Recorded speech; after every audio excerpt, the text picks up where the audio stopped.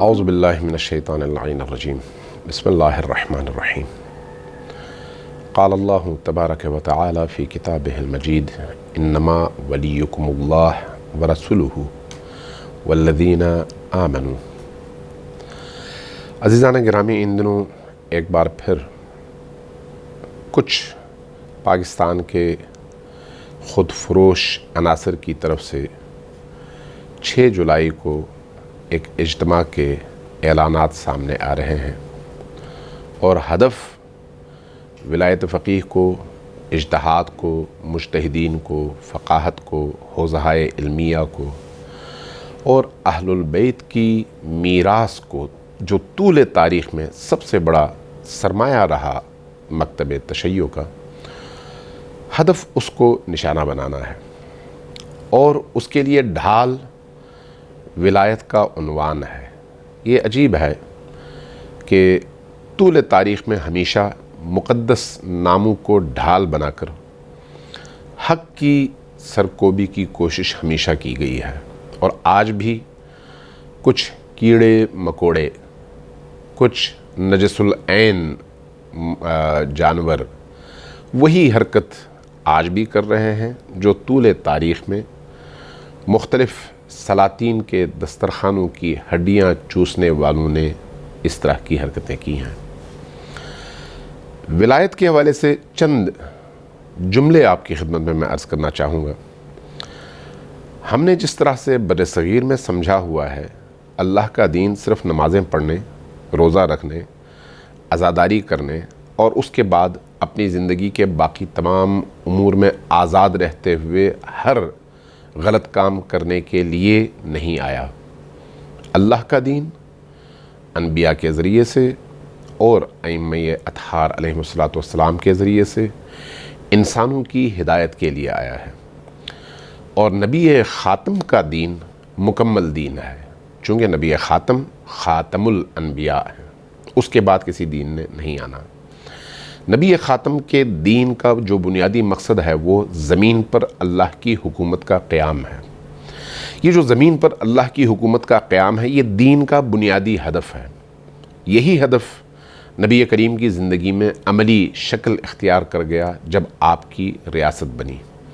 اور آج اگر گزشتہ 1400 سالوں سے شیعہ اور سنی کے درمیان کوئی اختلاف ہے تو وہ اختلاف بنیادی طور پر اسی حاکمیت کا اختلاف ہے۔ ہم مکتب تشیع کے فرزند کی حیثیت سے ائمہ اطہار کو اللہ کے دین کی حاکمیت کا ذمہ دار سمجھتے ہیں اور من جانب اللہ ذمہ دار سمجھتے ہیں، اور ہمارے اہل سنت بھائی اس کو آزاد چھوڑ دیتے ہیں، جس کو لوگ منتخب کریں وہ ان کا ولی اور وہ ان کا حکمران ٹھہرتا ہے۔ تو اس اعتبار سے ہم اہل البیت کو اپنا ولی سمجھتے ہیں اور ان کی ولایت کو اپنے اوپر واجب الاتباع سمجھتے ہیں۔ یہ ولایت 2 طرح سے ہے۔ ایک باطنی ولایت ہے جس کو ہم تکوینی کہتے ہیں۔ تکوینی ولایت کوئی بھی ائمہ اہل البیت سے یا کسی ولی سے چھین نہیں سکتا، چونکہ وہ اس کی وہ خصوصیت ہے جو اس کی تکوین میں ہے، اس کے باطن میں ہے، اللہ نے اس کو وہ کمال عطا کیا ہے۔ دوسری ولایت جو اس کی ایک اور قسم ہے وہ ہے ظاہری ولایت، جس کو ہم تشریعی ولایت کہتے ہیں۔ یہ تشریعی یا ظاہری ولایت یہ حکومت سے عبارت ہے۔ حکومت ائمہ اطہار سے چھینی، لیکن ان کی باطنی ولایت کبھی بھی نہیں چھینی۔ کوئی شخص شیعہ ہو نہیں سکتا جب تک اہل البیت علیہ السلام کی باطنی ولایت پر بھی ایمان نہ رکھتا ہو اور ظاہری تشریعی ولایت پر بھی ایمان نہ رکھتا ہو، وہ شیعہ اثنا عشری نہیں کہلا سکتا۔ تو اس لیے ہم ائمہ اطہار کی باطنی ولایت کے حوالے سے تو مطمئن ہیں، یہ ولایت آج بھی ہے، تب بھی تھی۔ لیکن جو ظاہری ولایت تھی، جس کو ہم حکومت کہتے ہیں، جس کے لیے انبیاء تشریف لائے، جس کے لیے نبی خاتم نے 23 سال جد و جہد کی، جس کی بنیاد پر آپ کے جانشین کو خلیفۃ اللہ کہا جاتا ہے، وہ حکومت ائمہ اطہار کو نہیں ملی تشیع اور اہل البیت کے نقطہ نظر اور عقیدے کے مطابق۔ آج اسی ولایت کے عنوان سے بعض مغرب کے زرخرید استفادہ کرتے ہوئے مکتب تشیع کو نشانہ بنا رہے ہیں۔ ہماری مشکل یہ ہے کہ قرآن کریم کے نفاذ کو ہم بھول بیٹھے ہیں، جبکہ ائمہ اطہار کی پوری زندگی کی جد و جہد قرآن کریم کے نفاذ سے عبارت ہے۔ انہیں اگر ظالموں نے موقع نہیں دیا تو یہ اور بات ہے، ورنہ ان کی پوری زندگی کی جد و جہد قرآن کا نفاذ، دین کا نفاذ اور اللہ کی حاکمیت کے قیام کے لیے جد و جہد سے عبارت ہے۔ اب اگر ائمہ اطہار کے بعد یا زمانے غیبت میں کوئی یہ کہے کہ چونکہ وہ نہیں ہیں اس لیے حکومت قائم نہیں ہو سکتی، اگر حکومت قائم ہوگی تو اس کا کوئی تعلق دین سے نہیں ہوگا، تو اس کا مطلب یہ ہے کہ اس نے دین کو بالکل نہیں سمجھا، وہ دین سے بالکل بے بہرا اور بالکل لا علم ہے۔ جس طرح سے نماز نبی کریم کے غیر موجودگی میں معطل نہیں ہوتی، اس کی تعطیل نہیں ہوتی، اسی طرح سے فرض ہے۔ جس طرح سے روزہ، حج اور باقی امور نبی کریم یا اہل البیت کی غیر موجودگی میں باطل نہیں ہوتے، ان کی غیر موجودگی میں اس کی ذمہ داری اٹھ نہیں جاتی، اسی طرح سے حکومت اسلامی، حکومت الہیہ کے قیام کا فریضہ بھی ہر فرد پر لازم ہے، فرض ہے، جو یہ کام کر سکے۔ اور یہ کام وہی کر سکتے ہیں جو خود اگرچہ معصوم نہیں ہیں، لیکن دین شناسی کے اعتبار سے، فقاہت کے اعتبار سے، علم کے اعتبار سے ائمہ اطہار کے علوم کے چشمے سے وہ سیراب ہوئے ہیں۔ انہی کو ہم فقہا کہتے ہیں، انہی کو ہم مجتہدین کہتے ہیں۔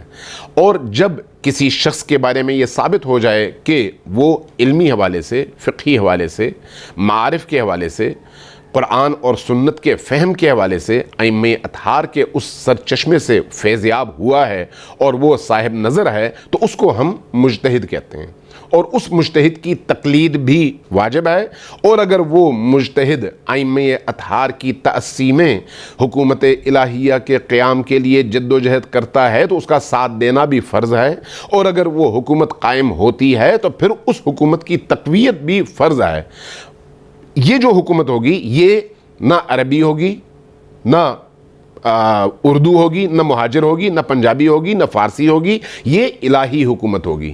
لہٰذا اگر افریقہ میں بھی قائم ہو تو وہ الہی حکومت ہے، حجاز میں قائم ہو تو وہ الہی حکومت ہے، ایران میں قائم ہو الہی حکومت ہے، پاکستان میں قائم ہو الہی حکومت ہے، افغانستان میں قائم ہو الہی حکومت ہے، اس لیے کہ اس حکومت کے نفاذ کا تعلق کسی زبان، کسی رنگ، کسی جغرافیہ اور کسی خاص قوم سے نہیں ہے۔ آج کے دور میں امام خمینی وہ فقیہ، جامع الشرائط، مجتہد اور صاحب نظر شخصیت ہیں جنہوں نے ان 1400 سالوں میں ائمہ اطہار علیہ السلام کی اس عملی جد و جہد کو ایک عملی شکل دے کر ایک اسلامی نظام نافذ کیا، اور اس کی برکتیں ہم نے دیکھیں۔ ذرا غور کیجئے گا کہ ان گزشتہ 40 سالوں میں امام خمینی کی اس حکومت کے آنے کے بعد مکتب تشیع کا سر پورے عالم میں کتنا بلند ہے۔ آج اسلام کا ایک ہی وہ چہرہ ہے جو آج کے یزید کے لیے، آج کے فرعون کے لیے، آج کے نمرود کے لیے، آج کے شداد کے لیے، آج کے ابو جہل اور ابو لہب کے لیے سب سے بڑا چیلنج ہے۔ آج جس طرح سے امام حسین علیہ السلام ہماری نگاہوں کے سامنے نہیں ہیں، اسی طرح سے یزید ابن معاویہ بھی ہماری نگاہوں کے سامنے نہیں ہے، لیکن جس طرح سے یزید ابن معاویہ کا کردار موجود ہے اسی طرح سے امام حسین کا کردار بھی موجود ہے۔ ہماری جو ذمہ داری بنتی ہے وہ یہ ہے کہ حسینی کردار جہاں نظر آئے اس کی تقویت کے لیے کھڑے ہو جائیں، اس لیے کہ وہ ہمارے دین کا تقاضا ہے، اور جہاں یزیدی کردار نظر آئے اس کے مقابلے میں کھڑے ہو جائیں اور پوری طاقت کے ساتھ کھڑے ہوں، یہی ہماری ذمہ داری ہے۔ لہٰذا فقہا کو، مجتہدین کو، ولی فقیہ کو، ولایت فقیہ کے اس منصب کو کوئی شیعہ اثنا عشری معصوم نہیں کہتا، لیکن یہ کہتا ہے اور یہ جو کہا جاتا ہے یہ ائمہ اطہار علیہ السلام کی تعلیمات کے مطابق کہا جاتا ہے کہ وہ اس لیے واجب الاتباع ہے کہ اس کی اتباع کا حکم معصوم نے دیا ہے۔ چونکہ معصوم نے دیا ہے ہم معصوم کے تابع ہیں۔ ہم امام عصر کے تابع ہیں. جب تک امام عصر کا ظہور نہیں ہوتا ہم ان فقہا کے پیچھے چلیں گے, مجتہدین کے پیچھے چلیں گے اور ولی فقیہ کے پیچھے چلیں گے.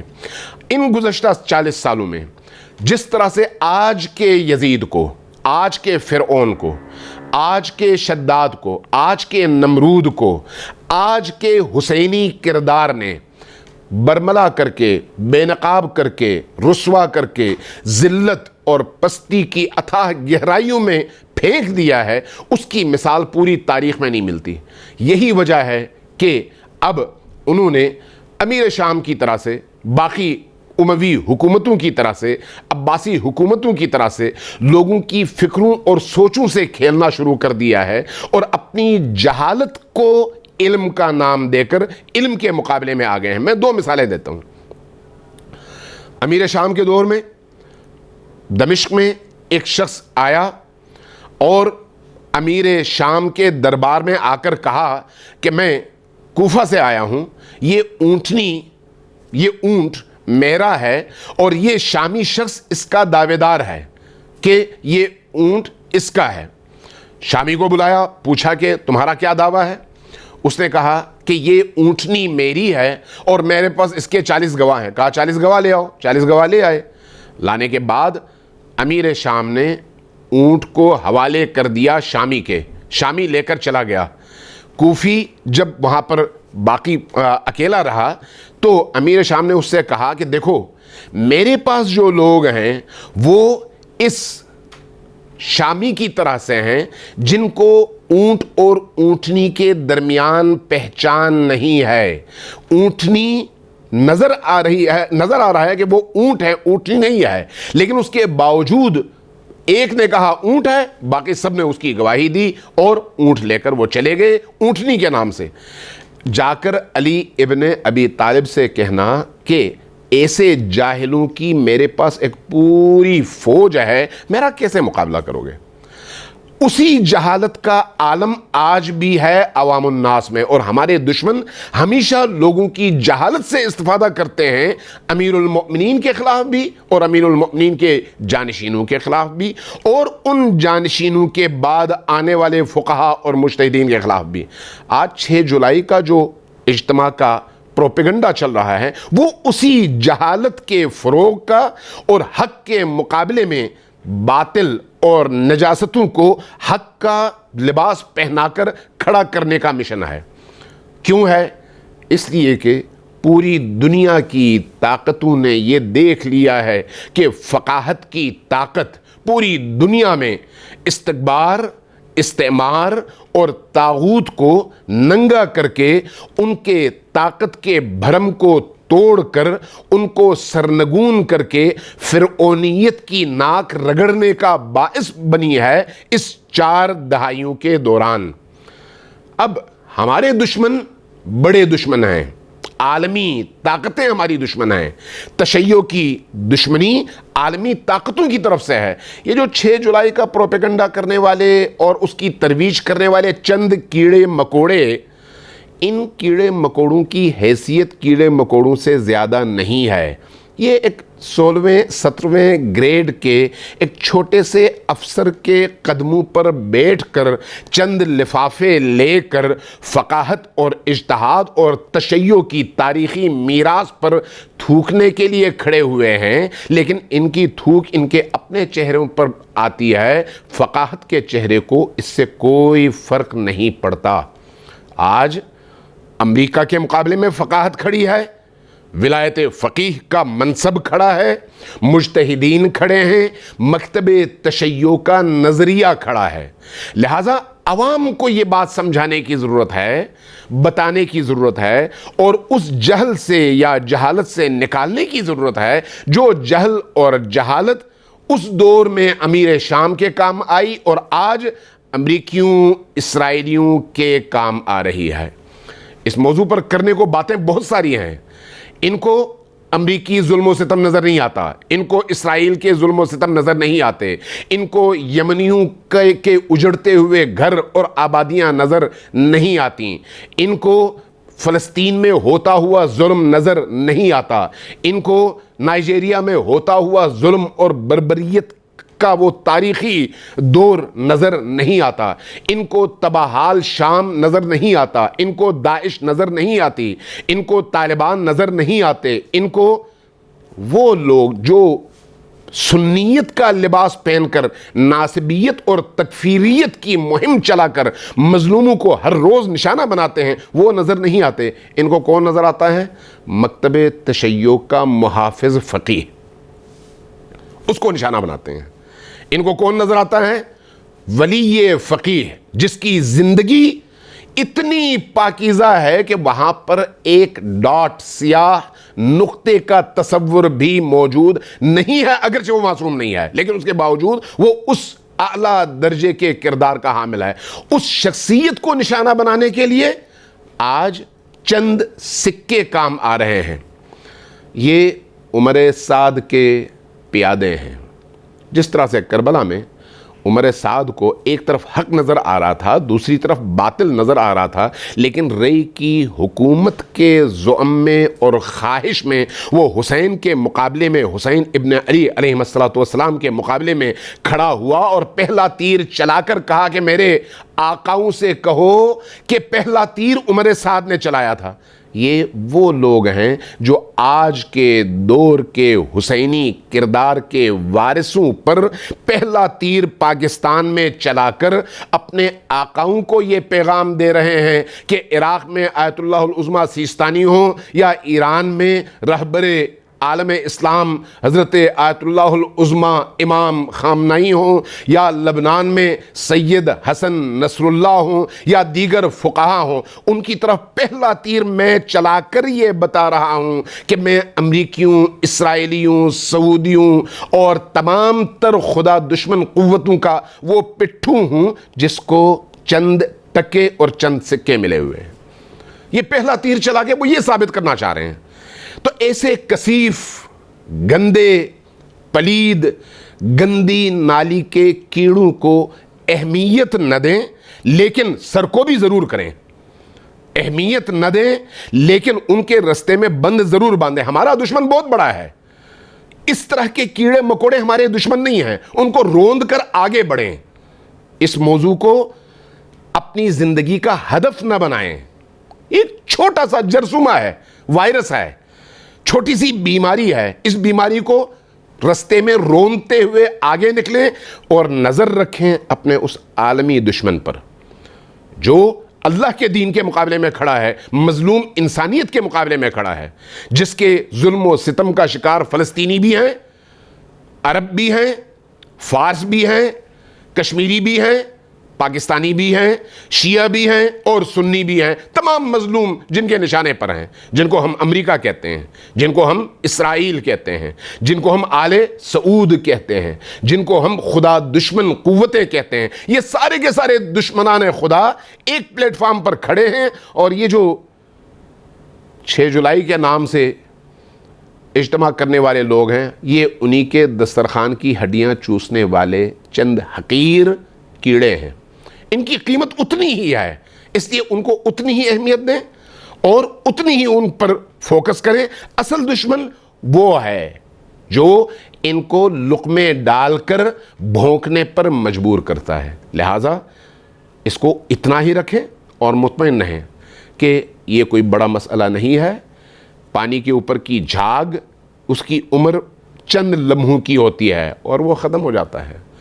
ویسے بھی ہمیں چاہیے کہ اپنے صفوں میں موجود غالیت کو، اللہ کے دشمنوں کو، ائمہ اطہار کے دشمنوں کو الگ کریں۔ اگر اس طرح سے الگ ہوتے ہیں اور اپنا گندا اور کثیف چہرہ عالم اسلام کو دکھاتے ہیں تو کوئی حرج نہیں ہے، ان کو الگ ہونے دیں، تاکہ گندا اور پاکیزہ الگ الگ ہوں اور پتہ چلے کہ یہ وہ گندگی ہے جو مکتب اہل البیت کے صفوں میں گھس کر اہل البیت کے پاکیزہ مکتب کے چہرے کو مسخ کرنے کی ذمہ داری لے کر آئے ہوئے تھے۔ ان کو برملا ہونا چاہیے۔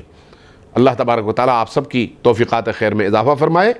آپ کی ہمتوں میں اضافہ فرمائے، آپ کے شعور میں اضافہ فرمائے، اور مستقبل میں آپ کو اس بڑے دشمن کے مقابلے کے لیے آمادہ ہونے کی اور اپنے وقت کے امام عصر کے ظہور کے لیے میدان ہموار کرنے کی، اور اپنے زمانے کے اولیاء، اپنے زمانے کے ولی فقیہ، اپنے زمانے کے فقہا مجتہدین کی حمایت اور ان کے پیچھے پیچھے چلنے کی توفیق عطا فرمائے۔ والسلام علیکم ورحمۃ اللہ وبرکاتہ۔